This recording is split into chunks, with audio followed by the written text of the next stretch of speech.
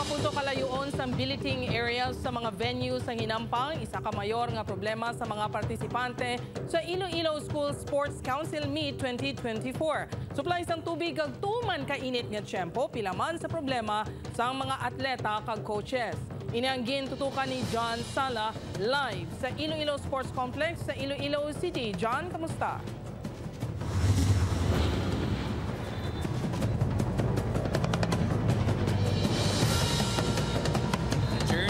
Sang pag-untat klases ang pila ka mga eskwelahan bangod sa tuman kay init nga tiyempo wala sini mapunggan ang pagpatigayon sang Iloilo Schools Sports Council meeting sa Iloilo City.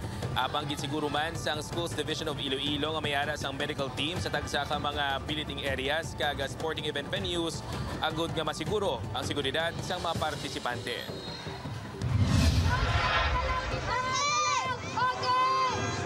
Naptan sang news team ang mainit nga hampang sang Football Boys Elementary sa tunga sang Premier Distrito kag Quinto Distrito. Pantay! Hoy, sulat kita!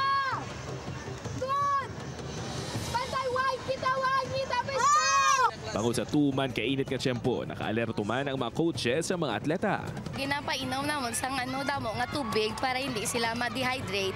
And at the same time, kabutang kami sang sunscreen balaaw. Apang pagklaro sang sports officers ang Schools Division of Iloilo, ginitinguan sa mga committees ang tagsa ka sporting events nga temprano matapos ang mga hampang, ilabi na sa mga outdoor events.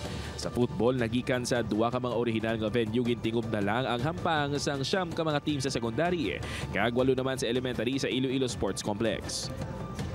In-paper na lang nila nga diri ang hampang sa sports complex. I-check ko karon kung so far sa second day unlocked ba sila nag-end sa ilang kompetisyon. Himuon na lang naton nga taga-antagit assurance ang mga parents kung nag-worry sila. Dugang pa ang malayo ng mga biliting area sa mga venues ang sporting events. Ang CDSA 1 ang nagatinera sa Banwasang Uton. Ang CDSA 2 kag 3 naman ang yara sa Banwasang Pabia. Ang CDSA 4 kag 5 subungman ang Pasig City ang nagatinera sa Iloilo National High School. Ginapangayo naman nga kung sa sunod kung may pwede jaman kami sa city kay kabudlay gid para ka namon. Sa city lang gid kay most of the venues na show sports. Amo lang gid na ang isa man lang ginagwa gid ang Santa Barbara mo lang softball kag baseball.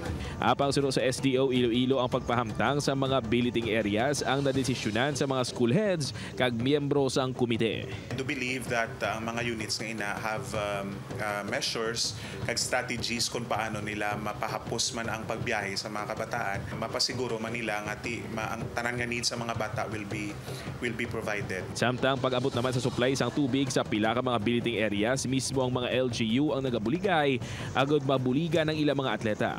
May mga napahamtang man nga medical stations kag emergency vehicles sa tanan nga mga sporting events kag biliting areas agud masiguro nga handa ang mga medical team sa pag-atipan ukon na responder.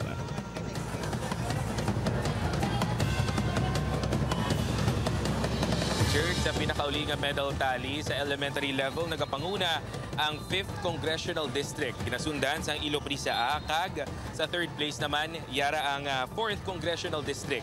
Sa secondary level naman, nagapanguna man ang 5th Congressional District na kinasundan sang 1st Congressional District kag sang Pasig City. Jerd. Madamogin nga salamat sa update kapuso John Sala.